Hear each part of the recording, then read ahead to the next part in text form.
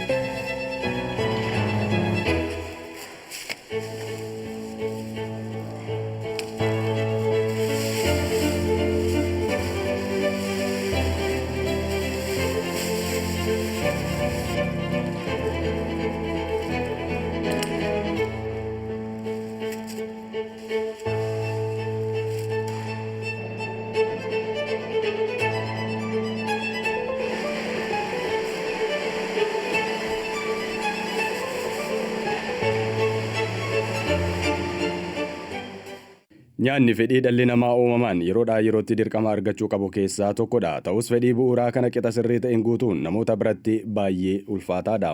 Kanarraa ka'uun addunyaan keenya wantoota bu'uuraa dhala namaatiif guutamuu qaban keessaa walxaxaa, dadhabsiisaa fi haga ammaatti furmaata laachuu kan dadhabe keessaa tokko wabii nyaataa mirkaneessuu akka ta'etu himama.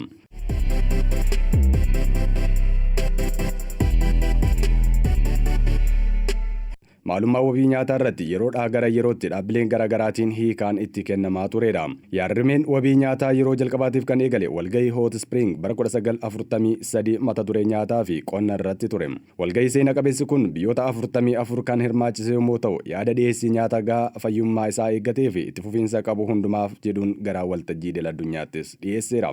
Kana hordofuun deeggarsa nyaataa fi tarsimoo birootiifis deebii kennaa turaniinis wabiin nyaataa dhala namaa hunda kan ilaallatu waan ta'eef gara ajandaa ijoo isa jalqabaatti dhufuu kan danda'e walgahii nyaataa fi qonna Room bara 1974 hordofuunis ture. Walgahii Roomiin booda xiyyeeffannoon mata duree kanaaf kenname babal'achuurraan kan ka'e hiikoo murteewwan 200 ol ta'an itti kennameera. Ta'us hiikoowwan dhaabbanni nyaataa fi qonna idil addunyaa muraasaan haa ilaallu.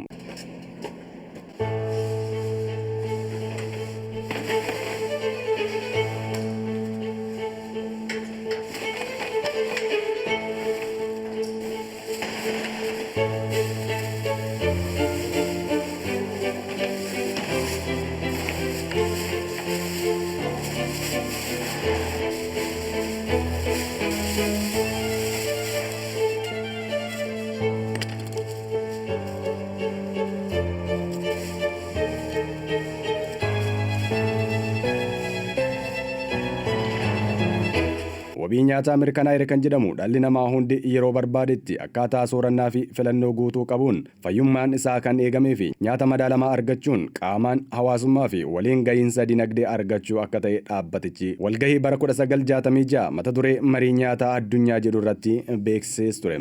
Wabiin nyaataas kanumarraa ka'uun wantoota akka dhiyeessii nyaataa, qaqqabamummaa, fayyadamummaa fi itti fufiinsa yoo qabaate wabiin nyaataa mirkanaa'eeras jedhama. Gama saayinsii fi teekinooloojii fayyadamuun akkamiin wabii nyaataa mirkaneessuun danda'ama ce'umsaan booda walitti deebina.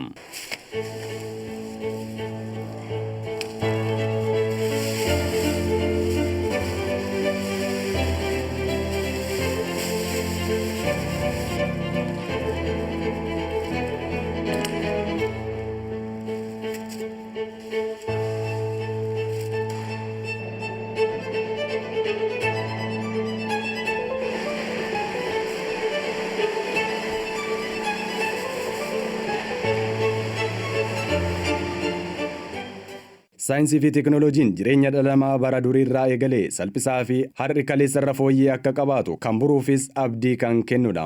Gama wabii nyaataanis teekinooloojiin hojiirra ooluun rakkoowwan gama kanaan jiran furaa gara fuula duraafis itti fufiinsa akka qabaatu gochuu fi oomishtummaa qonnaa dabaluufis teekinooloojii haaraa yeroodhaa gara yerootti baan hordofuun dhimma murteessaadha. Addunyaa irra jiraannu kanarratti baay'inni namootaa dabaluun rakkoo inni fidee dhufe keessaa tokko dabaluu fedhii midhaan nyaataati. Haa ta'u malee qaawwa kana guutuuf lafa qonnaa haaraa dabaluun hin danda'amu. Kana irratti wanti hubatamuu qabu baroota kurnan arfan darban qofaa keessatti lafti qonnaaf qophaa'an keessaa tokko sadaffaan isaa sababa sigigaachuu biyyee fi faalama naannootiin rakkoof saaxilama. Kanas baroota itti aanatti dabaluu ho'iinsa addunyaa fi haalota biroo miidhaa geessisan waliin wal qabsiifne yommuu ilaallu oomishtummaa qonnaa hamma barbaadamu dabaluuf gaheen itti fayyadama saayinsii fi teekinooloojii baay'ee olaanaa ta'utu nutti agarsiisa. Bu'uuruma kanaan dameewwan saayinsii fi teekinooloojiin deeggaramuuf irratti hojjetamuu qaban keessaa tokko sanyii diqaalomsuudha.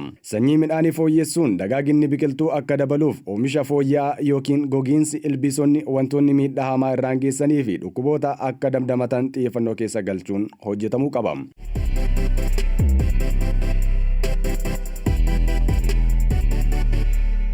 Sanyii biqiltuu fooyyessuun teekinooloojii bara dheeraa lakkoofsee yommuu ta'u argannoowwan saayinsii jaarraa 20ffaa keessa argaman dameen kun sadarkaa olaanaa irra akka ga'u taasisaniiru. Yeroo dhiyoo asitti gama sanyii diqaalomsuutiin dandeettiin bu'uuraa qonnaan bultootaa guddisuun akkasumas biyyoota damee kanaan guddatanii fi kanneen guddina irra jiran waliin walii galtee uumameen hojiiwwan hojjetamaniin bu'aawwan gurguddoon galmaa'aniiru.